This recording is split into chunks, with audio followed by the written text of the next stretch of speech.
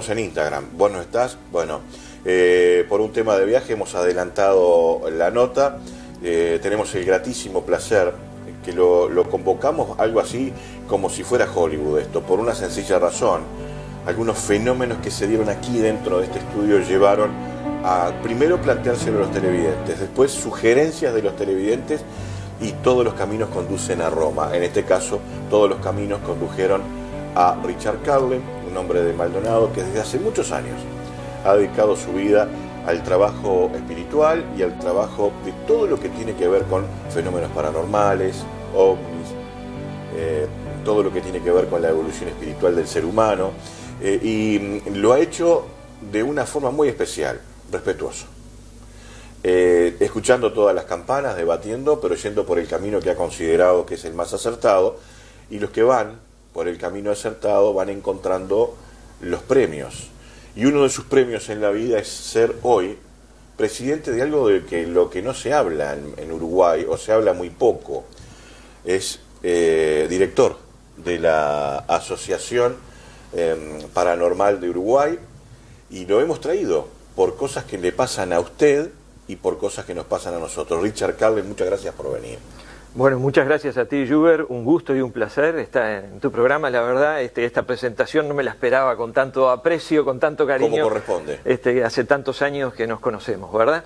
Y es un gusto realmente... Explica bien el cargo que ocupas hoy, Richard. Bueno, este es un cargo, digamos, circunstancial un poco, ya que la Asociación Uruguaya de Investigación Paranormal fue fundada creada y fundada por Gustavo Faría, un gran investigador paranormal que es montevideano, y que a través de él hemos mantenido un hermoso contacto de intercambio de información. Él creó esta asociación con el fin de nuclear a todos los investigadores paranormales que de alguna manera estamos como investigadores independientes. Es decir, durante muchísimos años, sabes muy bien que me he dedicado a la investigación independiente. Entonces, esta asociación uruguaya lo que procura es un poco el nuclear a todos estos investigadores independientes. Y se ha formado un muy buen equipo en Montevideo. Nosotros acá también en Maldonado investigamos y llevamos adelante también la representación de AUDIP, y tenemos grupos en Canelones, en diferentes departamentos del Uruguay. Entonces, el fin de esto es un poco de llevar científicamente, con equipo especializado, con personas experientes en el tema, para poder de alguna manera explicar fenómenos inexplicables, que es lo que realmente pasa, ¿no? Como lo que tú algo me comentaste. Bueno, a eso íbamos, Richard. Tiempo atrás fuimos consultados desde medios argentinos por el alquiler o por una corriente de gente que busca casas embrujadas. Hubo ofertas en el propio Punta del Este, algunas inmobiliarias ofrecieron casas que sucedieron hechos que no tuvieron explicación y gente pagaba por pernoctar ahí. Pero en la medida que hicimos conocer esos informes, apareció gente, testimonios creíbles de personas, por ejemplo, que cumplían funciones en Pan de Azúcar, en la base de policía caminera, en Pan de Azúcar de Ruta 37, que de tener una pieza cerrada, una cocina cerrada donde ellos se quedaban, a la noche dejar un paquete de papas fritas arriba de la mesa y sentir 2:30, 3, generalmente luego de momentos de mucho frío, ruidos, y encontrarse que esas papas fritas habían caído al piso y estaban esparcidas sin que entre nadie, porque era una puerta trancada, con rejas por el lado de afuera y sin explicación alguna, que si se hubiese caído no hubiese un desparramo total de esas papas fritas que cayeron de esa mesa.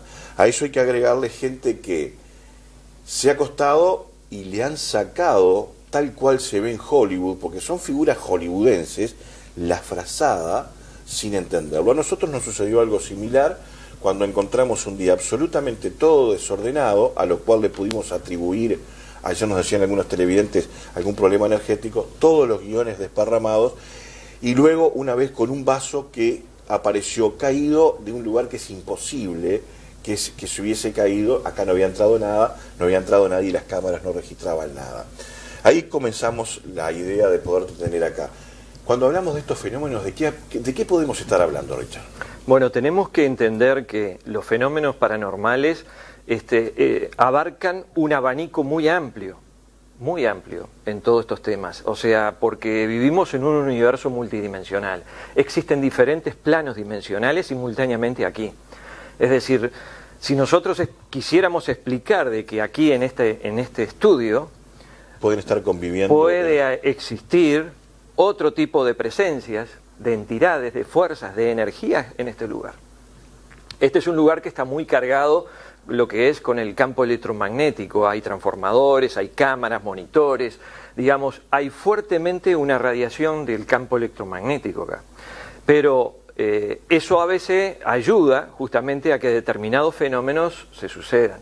Ajá. Entonces muchas veces cuando uno lleva adelante una investigación para ir descartando fenómenos que son explicables o son fenómenos producidos por determinadas tecnologías humanas o efectos de esos campos electromagnéticos, es que uno hace lo que se llama poner en apagado total toda la fuente de luz y de energía. Entonces ahí con equipos como por ejemplo los detectores de campos electromagnéticos que manejamos, el Phantom Pro. A eso, digamos, ¿qué instrumental llevas? Sabemos que estás en YouTube. Nosotros hoy, esto va a ser más ilustrativo en la próxima invitación, porque va a haber otra. Vamos a mostrar algunos trabajos que estuviste haciendo en la República Argentina. Cuando los convocan, primero vas por los científicos, vas descartando. Pero llega un momento que decís, tenemos que ir y hay que llevar el instrumental para detectar esto. ¿Qué instrumental tenés? Bueno, nosotros contamos dentro de Audip, tenemos la fortuna hoy en Uruguay de contar con una empresa con técnicos e ingenieros dedicados, conjunto con investigadores. Ingenieros, ¿no? Todo profesional. Todos profesionales, técnicos e ingenieros en el manejo de circuitos y demás, y se han reproducido equipos que son muy costosos y que se venden en Estados Unidos y en Europa y que costarían mucho dinero traerlos. Entonces hoy en día, por ejemplo, los detectores de campos electromagnéticos, los SBP7, que son detectores del campo de frecuencia para hacer capturas de voces.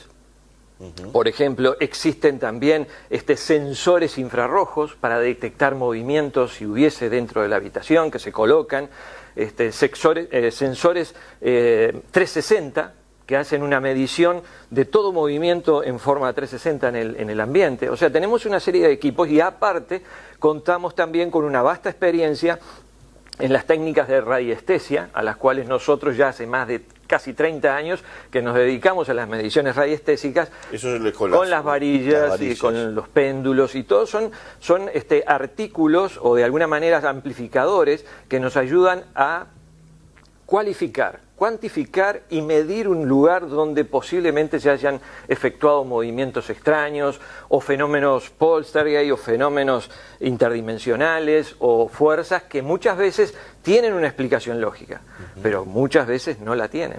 Claro. Vamos a contarle al televidente y te decimos, podés escribir al 7077, estamos en Instagram, mandar tu foto. ¿Hoy podemos decir que los fantasmas existen? Los fantasmas, como tal, si uno identifica... Cuando decimos fantasmas, ¿qué decimos? No es la sabanita blanca con los ojos, ¿no? Claro. Nos referimos a la interpretación como fantasma a una entidad, a una manifestación de una entidad que puede ser bioenergética, astral, puede ser una entidad holográfica, puede ser una manifestación energética, pura, energía pura, que se esté manifestando. Se habla muchas veces de los orbs o pequeñas esferas de luz que muchas veces salen en fotografía y demás. Sí. Muchas de esas orbs son simple y sencillamente polvo suspendido en humedad en el aire que el flash refracta y la fotografía capta como una esferita. ¿Eso qué es? Eso, lo que te estoy diciendo, la mayoría de las veces son polvo suspendido en el aire, simple y sencillo. Pero hay muchas veces que esos orbs son otro tipo de cosas porque son colores diferentes, manifiestan comportamiento anómalo, hasta con inteligencia propia. Entonces esos orbs ya son manifestaciones energéticas inteligentes. Es decir, a veces uno cuando habla de fantasma o una entidad no necesariamente tiene que tener esa forma antropomórfica, humana o holográficamente así que se presente. A veces son esferas de luz, son manifestaciones, sombras que se corren de un lado para el otro. Eso conlleva un movimiento dentro del espacio etérico del lugar. ¿Cómo nos afecta, Richard? Y bueno, dependiendo de la persona psicoemocional como se encuentre, nos va a afectar, porque si yo soy una persona muy miedosa y empiezo a ver presencias o movimientos raros dentro del lugar donde vivo, seguramente me va a traer inquietud, nerviosismo, preocupación, muchas veces por desconocimiento de todos estos temas.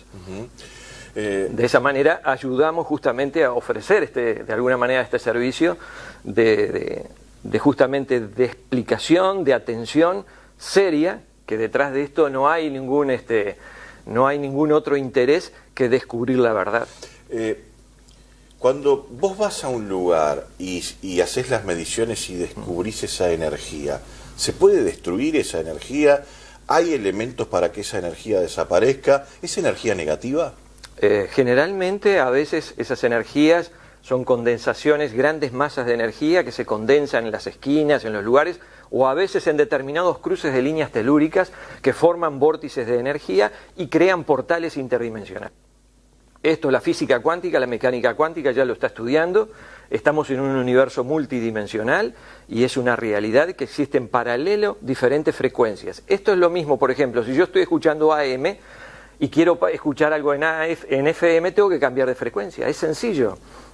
Si nosotros cambiamos la frecuencia o utilizamos instrumental para medir determinada frecuencia en el lugar, vamos a detectar justamente de acuerdo al instrumento si está capacitado para detectar esa otra frecuencia. A ver, para ir entendiendo lo que nos están viendo. En este momento acá nosotros estamos conviviendo en varias dimensiones. Exacto. ¿Podemos acceder a esas dimensiones? Sí, sin ningún problema, porque nosotros tenemos un vehículo, el cuerpo físico, que no es simplemente físico, tenemos 7 cuerpos, tenemos 7 centros de energía, que están preparados de alguna manera para interrelacionarse o convivir en un universo de 7 dimensiones, o por lo menos... Dentro de esos 7 cuerpos, pueden escribir y, repito, Richard va a evacuar todas las preguntas que se hagan. La sensación, nos ha pasado la sensación de ir a un lugar que a veces, y tener la sensación de que ya estuvimos. Es decir, pero yo tengo la sensación de haber estado acá. ¿Eso qué es? Eso es un fenómeno de déjà vu que se le dice. Es el fenómeno de la percepción que se explica por varios motivos, ¿no? Un motivo muy científico es que se dice que digamos, la mente trabaja por asociación de ideas. A ver. Entonces, yo viví una situación similar en un ambiente similar en otro lado, pero mi mente no lo identifica como que es algo parecido, sino que lo toma como que es igual. Entonces yo tengo una impresión de que esto yo lo estoy viviendo. Eso es una de las explicaciones que se da. Después hay otra explicación que nosotros cuando nos desprendemos en la noche, pasamos con el cuerpo astral al plano astral. Nos desprendemos, o sea, dormimos y nos desprendemos de nuestro cuerpo físico todas las noches. Naturalmente quedamos conectados a través del cordón de plata. Esto no es nada nuevo. Grandes escritores ya han hablado, personas videntes han contado esto. Entonces nosotros en el plano astral, nosotros estamos dentro de otra frecuencia, otro plano. Y en ese plano no existe el tiempo y el espacio como nosotros lo concebimos aquí. Es decir, tiempo y espacio en ese a ver plano. Si entiendo. ¿Viajamos? Entre comillas. Viajamos, podemos viajar, podemos ir a un lugar, podemos entender otros idiomas dentro de ese plano porque no se maneja la forma objetiva de nuestra mente para entender eso. Eso te lleva a que a veces te despertás sobresaltado. Sobresaltado. ¿Y eso por qué? Muchas veces es que uno entra dentro del cuerpo físico, hace el ingreso en forma violenta porque o se asustó en el plano astral, porque se conectó con alguna cosa que le llamó demasiado la atención o se asustó de algo y entonces uno entra violentamente. Las pesadillas son un poco eso, ¿no? De acuerdo uno a la vibración en la cual se encuentre, va a acceder al nivel del plano astral, porque el plano astral a su vez, cada dimensión se subdivide en planos, en planos inferiores y en planos superiores. Esto, Qué bárbaro. Richard, venimos a nuestro país, seguramente ustedes tienen historias para contar, y muchísimas. Has estado trabajando también en el exterior, llevando el instrumental correspondiente, hecho por ingenieros, instrumental Exacto. Que vale muchísimo dinero. ¿Esas energías quedan en las casas? Porque a veces donde se producen hechos, o hubo un asesinato, Exacto. O hubo un hecho violento, ¿quedan ahí? ¿Se pueden sacar? ¿Se pueden destruir, entre comillas? ¿O no? Van a ser eternas, por decirlo así, para que la gente lo entienda. Bueno, para que la gente lo entienda, debemos de explicar con algo lógico Si nosotros tenemos una casa y no la limpiamos, se junta tierra en las esquinas, ¿verdad? El polvo arriba de los muebles y demás. Y esto es una energía negativa que queda como una huella digital energética adherida en las paredes, en los rincones de una casa, y entonces eso necesita ser limpiado. Digamos, hay muchas técnicas hoy en día que se utilizan de limpieza astral, de limpieza energética, etérica del lugar. Usamos algunos métodos a través de geometrías sagradas, a través de algunos preparados alquímicos, se prenden carbones, en fin, hay un montón de técnicas para hacer una limpieza astral del lugar, una limpieza etérica. ¿Esto viene desde el fondo de la historia?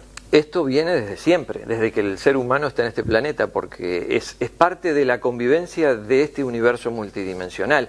O sea, nosotros convivimos con este tipo de frecuencias. Imagínense hoy en día que estamos viviendo este tema de pandemia y todo lo demás, que nos llama tanto la atención este virus y demás. Pero el ser humano desde el inicio ha estado conviviendo con virus, bacterias, gérmenes de todo tipo. Y solamente el ser humano, a través de su cuerpo perfecto, que está comportado, compartimentado y conformado de estructuras como por ejemplo el sistema linfático, las glándulas que se encargan del sistema inmunitario, de fortalecer todo ese sistema, hace que justamente cree una forma de defenderse de toda esa cantidad de bacterias, de virus, de gérmenes que a diario nosotros contaminados estamos tocando. Mismo el cuerpo está lleno de virus, de parásitos y de gérmenes.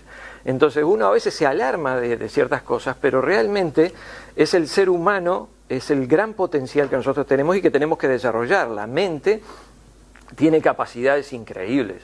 Muchas veces estos fenómenos paranormales son producidos por adolescentes o por niños que están entrando en la pubertad y demás.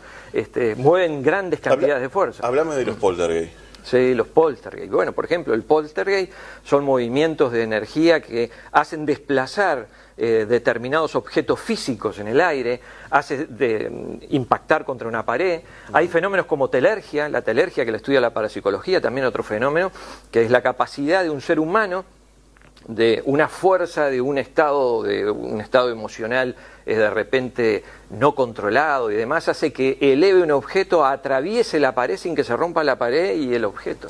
El padre Julio Elizaga, al cual tuve el placer de conocer, el último exorcista de Uruguay, uno de los últimos que el Vaticano declaró como tal, me contó que en algunos exorcismos vio flotar sillas. Esto que se vio en Hollywood se ha visto. ¿Son fuerzas del demonio o son esas energías que hablamos? Bueno, que cada uno puede catalogarlo como... Se las atribuye a lo que quiera. Claro, porque uno, por creencia, si yo soy uno es católico, puede decir es los mismos demonios que están llegando del infierno, yo qué sé, ¿no?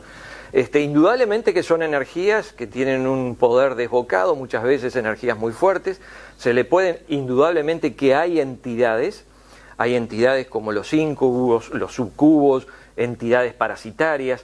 Hay mucho de ese tipo de entidades que existen, pero no hay que temerle. Yo le voy a pedir así a los compañeros, a la gente que está en Instagram, si hay algo, alguien quiera mandar alguna foto, le voy a pedir a Florencia que está escribiendo y alguien quiere plegarse a esto.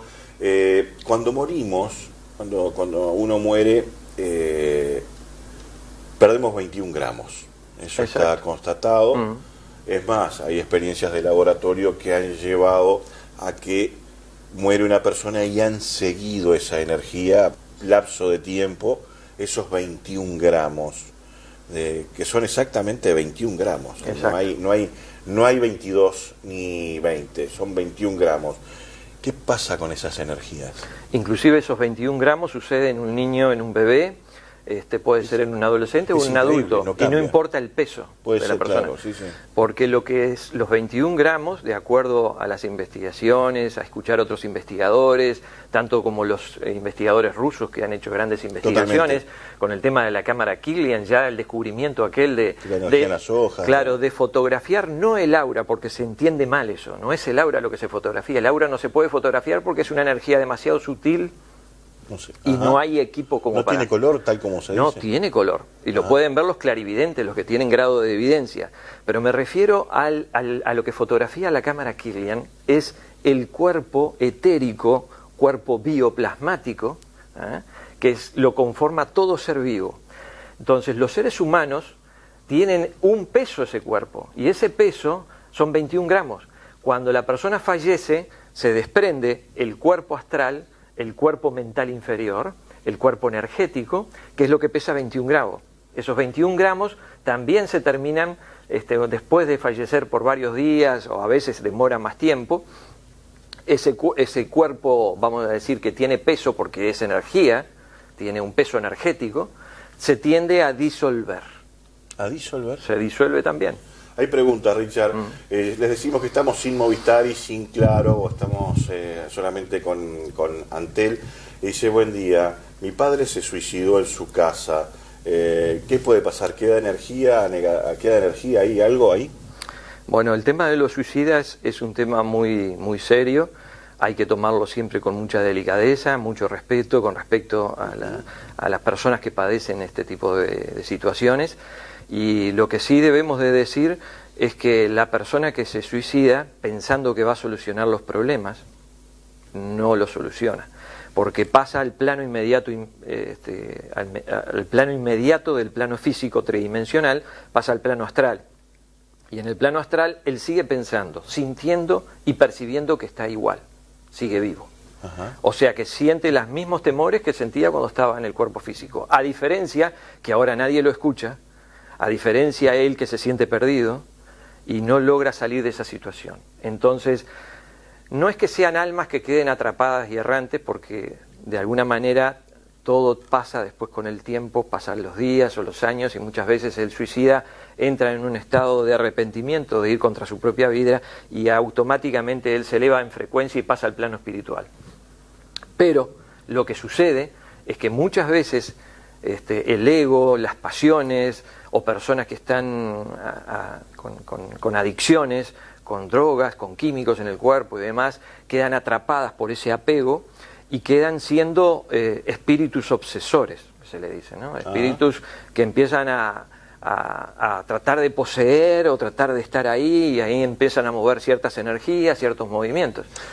Pero sí. En el caso, por ejemplo, de un familiar que se suicida, muchas veces queda ahí rondeando la familia, tratando de él buscar solucionar ese tema.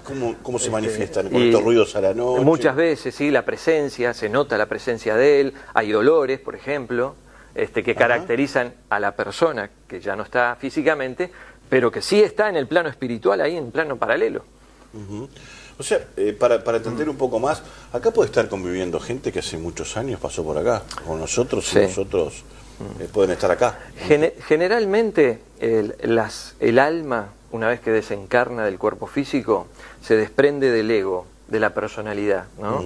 Entonces tiende a evolucionar, tiende a buscar la evolución y a pasar a las esferas espirituales inmediatamente. O sea, existen personas muy apegadas al plano por diferentes motivos que permanecen 10, 15, 20 años, 30 años a veces adheridas. Y a veces vemos esas almas errantes o esos espíritus que hacen ruidos en casonas antiguas, que todavía se sienten posesivos del lugar y demás, ¿no? O sea, como que se sienten dueños de ese lugar y no hay con qué sacarlo. Entonces hay que ayudar a esas almas muchas veces.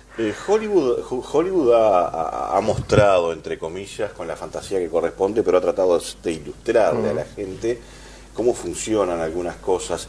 Y hay algunas películas que han... Poltergeist mostró el fenómeno al cual te referías recién, pero también... Ghost, la sombra del amor, habla de la búsqueda de un ser querido. El sexto sentido, por ejemplo, también. Ahí dan muchas, Shyamalan, que es el director de el indio, que es muy bueno. El sexto sentido es una película muy bien tocada seriamente, y está tomada justamente de muchas experiencias vividas, ¿no?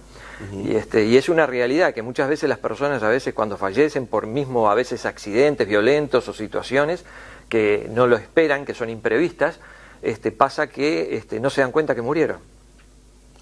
Porque uno mismo crea la realidad. Y generalmente son niños los que ven a los muertos. Claro, un televidente me lo ponía acá. Siempre son los niños los que, en este caso, en el sexto sentido era un niño, pero siempre son niños los que ven muertos. ¿Por qué? Los niños tienen los sentidos más desarrollados, están mucho más abiertos, ellos son más perceptivos. Con el paso de los años estos sentidos se van atrofiando por nuestra realidad física y material, ¿no? Que nos conduce al cálculo, al razonamiento. O sea que el niño A veces cuando siente rechazo es más sincero que las palabras. Totalmente, los niños son muy sinceros. Si te dicen estoy viendo a fulano, mengano, estoy viendo aquello, préstenle atención. No es imaginación del niño. El niño es un clarividente natural. Nacemos con esa clarividencia natural. El problema es que después se nos va atrofiando porque la responsabilidad, porque la enseñanza, el estudio, las conductas humanas, todo eso es lo que nos va conformando como seres humanos y vamos dejando relegada lo que se llama el hemisferio derecho, que es el hemisferio intuitivo, donde se desarrolla la gran parte de nuestro ser. Ana pregunta por la Ouija, dice, a veces se convoca y se mueve sola. ¿Es bueno esto? Bueno, no es aconsejable. Como investigador paranormal no lo aconsejo. Ya que, digamos, muchas veces incursionan las personas a hacer este tipo de ejercicio y lo hacen muchas veces de forma inexperta, y esto genera que muchas veces atrapen energías que no son convenientes y que puedan afectar y que queden adheridas en el lugar. Mismo esas energías pueden quedar en tu campo áurico y te pueden acompañar como un espíritu obsesor.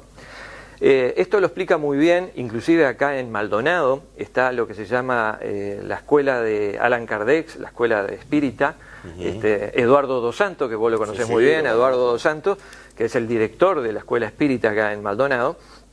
Es una persona a la cual le pueden con total confianza preguntar y todo este tipo de cosas, porque ellos se dedican especialmente al mundo espiritual.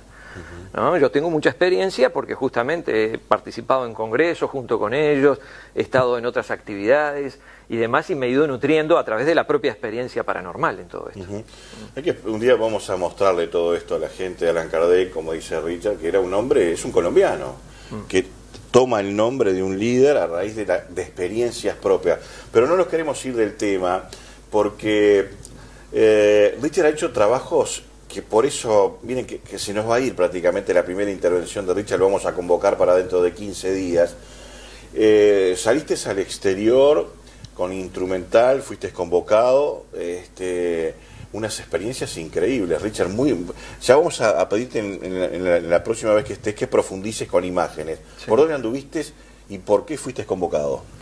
No, primeramente fuimos con un grupo siempre detrás de todo lo que es la investigación ufológica que nosotros hacemos también en paralelo. Porque vamos a hablar del caso de los ovnis en Maldonado. Bueno, todos esos temas, ¿no? Vamos a estar hablando del único caso que está en el CEPAN, hoy cerrado el CEPAN, el Servicio de Investigación Francés de OVNIs, del caso del ovni que fue protagonista una historia de las más creíbles por tratarse...